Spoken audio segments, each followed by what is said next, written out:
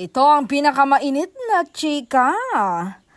Bistado na, aktres nagsalita na ukol sa anong meron talaga sa kanila ni aktor. Kinorner kasi ang aktres ng mga marites. Tinanong nga ng diretsahan, kayo ba talaga?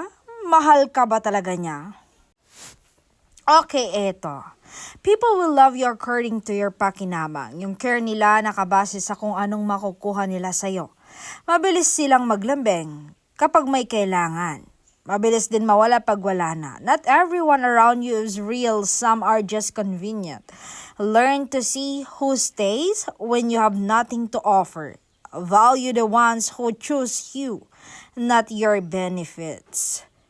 So ganyan yung iba.